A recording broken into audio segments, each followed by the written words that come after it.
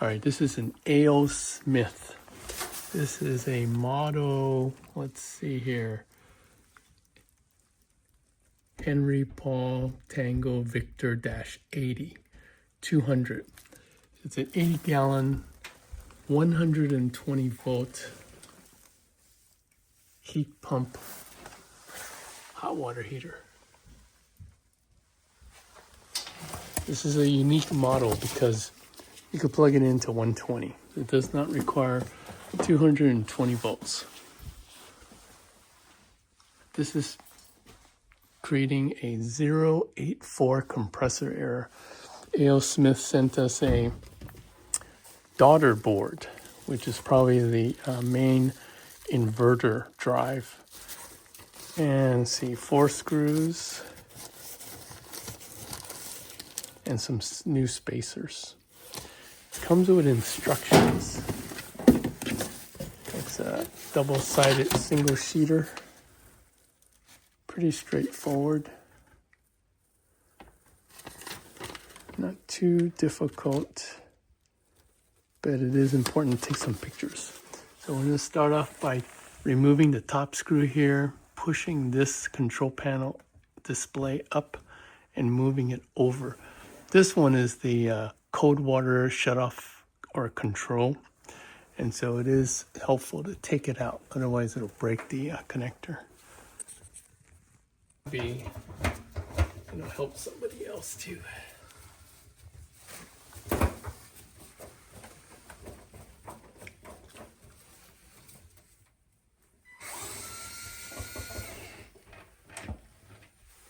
So this is a machine screw, but it is a cut style.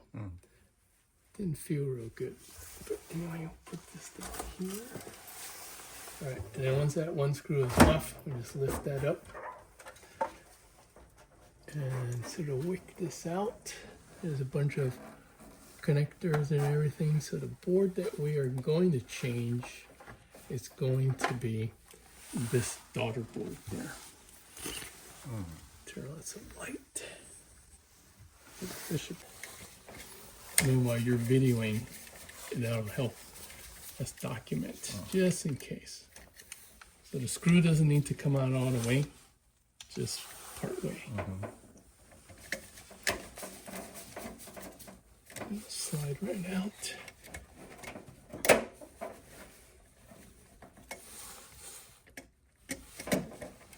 Now, we haven't done this before, and we're all learning together. That's right. Let's see. There's the blue one. Blue one goes up on top. And this white one goes on the lower right, and the red one's here. And this unit, this is a relay.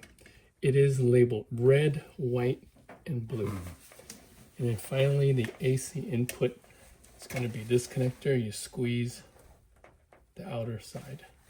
And this one can go in either direction, but just for the sake of putting it back together the same way, we will put a little mark right here.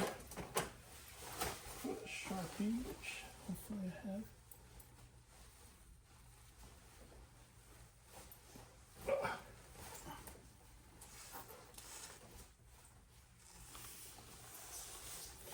Just Sharpie this side here.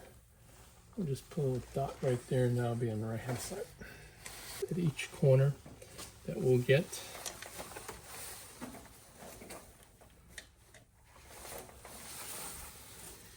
And of course, so that, given Murphy's Law, if you don't prepare, I'll end up dropping the screws. So I'll put a matnik underneath here. And then separate this. The instruction manual tells you do not use power screwdrivers to do this, and that is a true statement because it's fairly lightweight.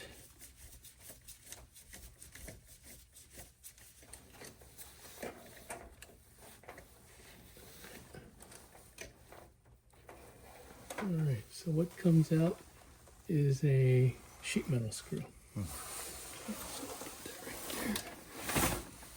I guess they provide 4 sheet metal screws just in case the person like me drops it. So.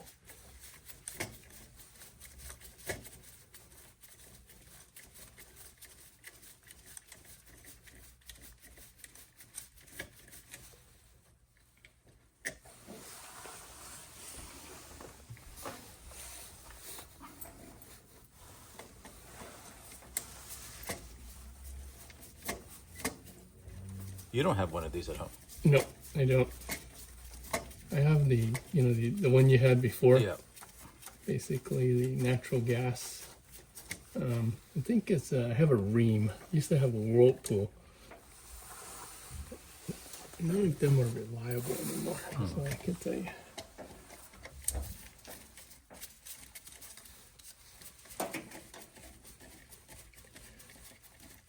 Since I haven't done this before, if I drop a screw, I don't know how far down it goes. So that's why I'm just holding this here, just in case. All right, so once that comes out, take out the last screw. And I noticed that the spacers do fall down.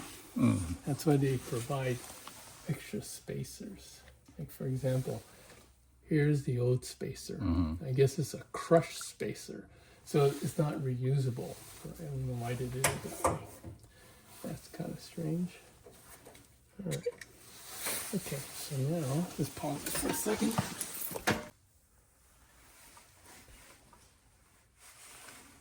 I am looking for a ground point too, so I can, so here's a good spot right here. This goes in the sheet metal. This is just an extra precaution. It's not called for in the manual, anti-static strap, but we're in northern part of California. It's winter, kind of dry, potentially get static. So once you got the 4 screws removed and all the wires disconnected, you just rotate it this way and just ease it right out. So hopefully this daughter board, which based on this, is basically a control. Just a bunch of relays is causing the problem. Okay, so here's the next one. So we're going to put these in. The tricky part is, you know, how do you get the washers back there without them dropping? Right. That's, Yeah. I don't know why they did that, but let's see. So I'm going to try to pull out some of the older ones. There's one there. And then there's another one.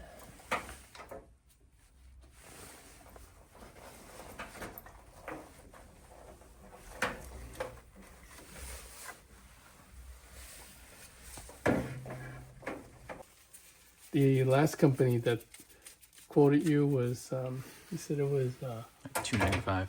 yeah, $295. Yeah, that's kind of more in line.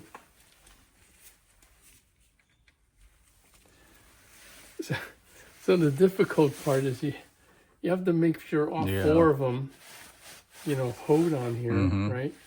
And it's kind of weird the way they did that. Oh, well. Could be worse.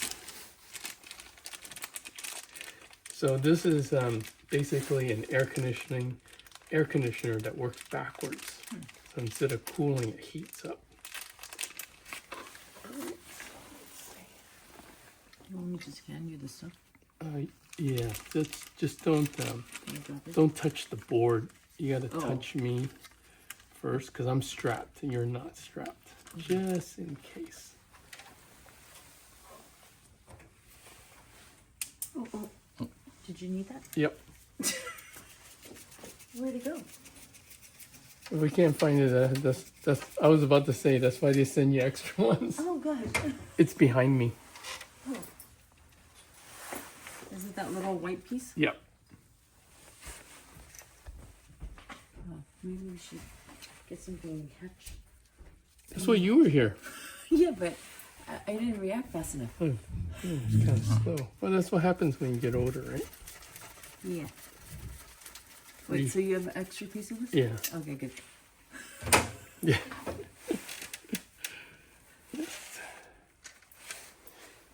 Yeah, it's behind me. Those two, yeah.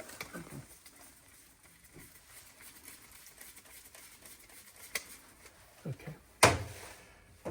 So I guess the ideal is to put the screws on first and then slip the bushings or spacers over. Okay.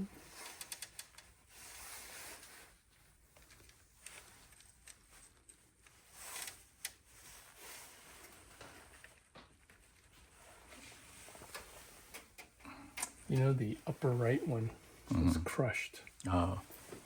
I don't know if it makes a difference, but Oh. Oh, good. the other one fell too? Found it. Okay.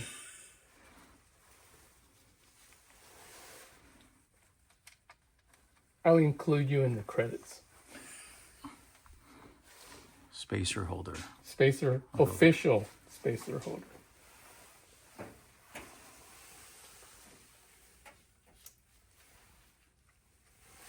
So why did I have you do it this way? I will never know. That's okay.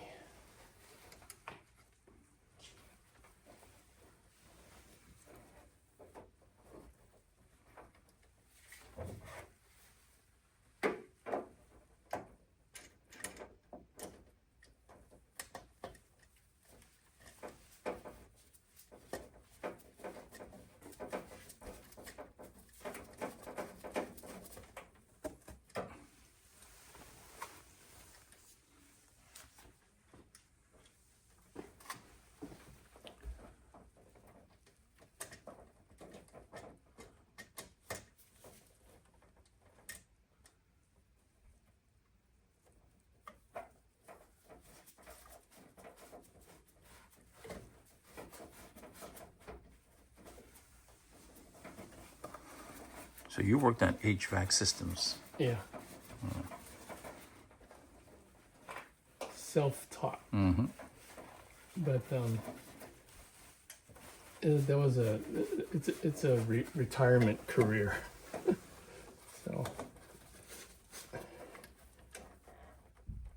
but I also worked on them at the office, but then the commercial stuff for like the big computer rooms. I never worked on any residential ones until I retired.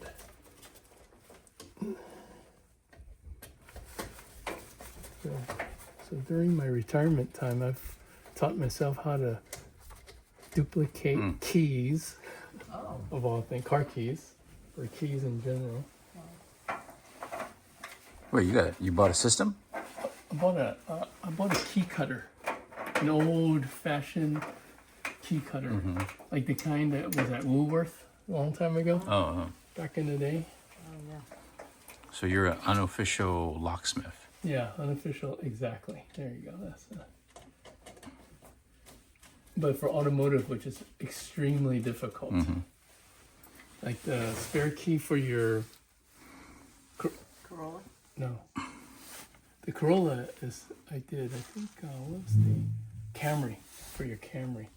Those keys are hard to make because their screws aren't down yet. I have to make sure. And then there's that washer there. And then we have one right there. Very important.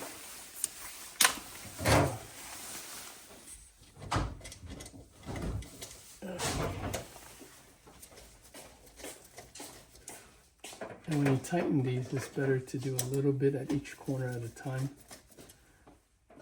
And that way it'll go down more evenly.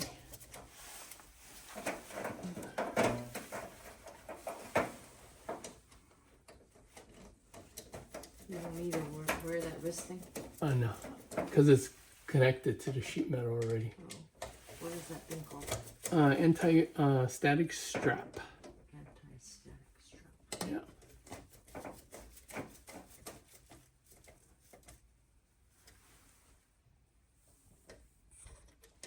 The instructions doesn't call for it.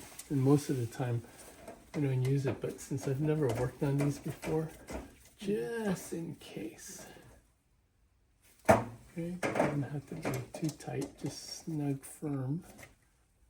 Because this thing does vibrate because it's a compressor motor. and so there is some vibration. I think at the factory they used the power tool, and when they tightened it, they may have over tightened that corner, so they crushed the little white guy. All right, so now we wear this back on.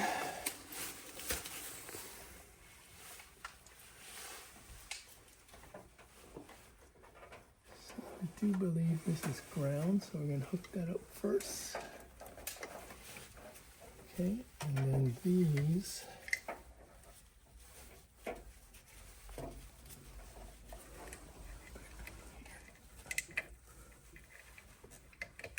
There's no particular order that you put it back on, but as long as you just get them all seated properly.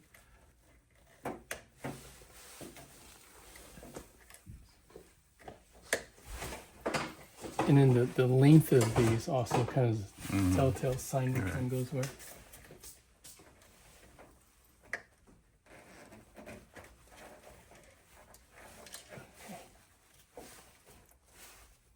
And this is power input. And the dot, it goes on the right, which we marked.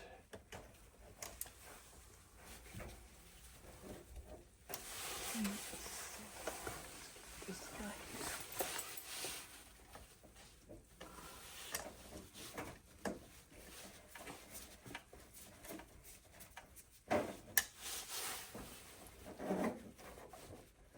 And it would have been nice if they cut this a little more.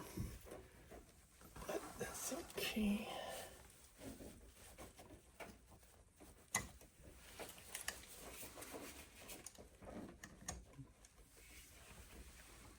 You know, when you get older, you can't see far and you can't see near, with or without glasses.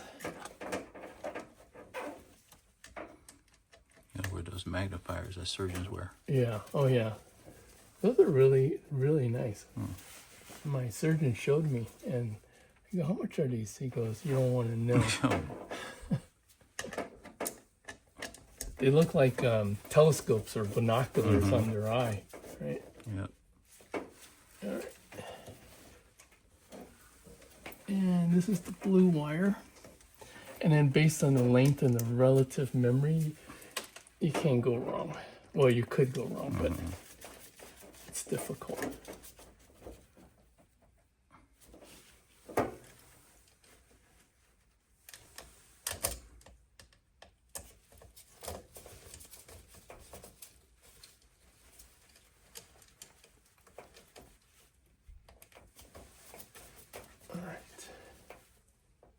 And the question is always, how tight is tight? Right? It's hard to describe, but you don't want to over wrench it because it will break the screw or damage the contact. So it's just got to be snug. It's like tightening a jar of, what kind of sauce would you not want to leak? Oh, I don't know. Chili oil? Chili oil, exactly. It's like tightening a jar of chili oil. Because if you make it too tight, you won't be able to get it off.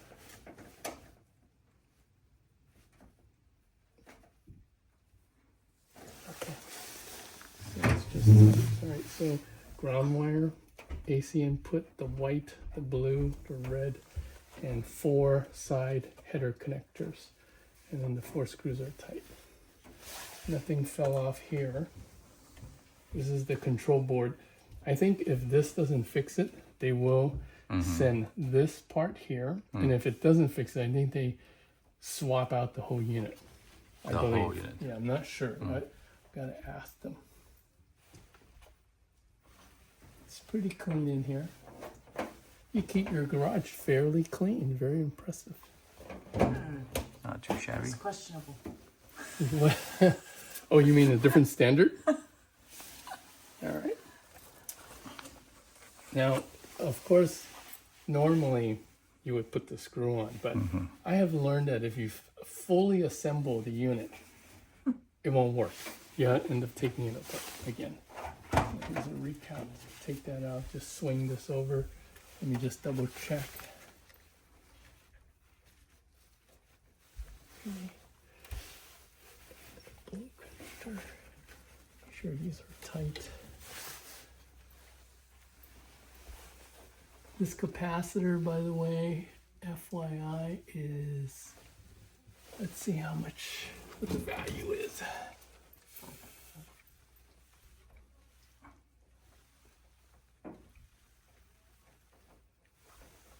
Don't know. Darn. Oh well.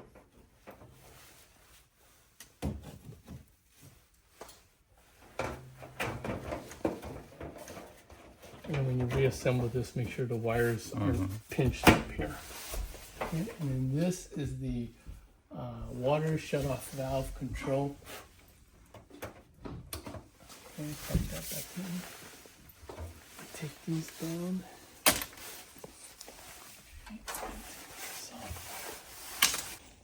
So we'll put two probes so that we can measure the incoming and outgoing. We're looking for 9-degree difference according to their troubleshooting guide. What was the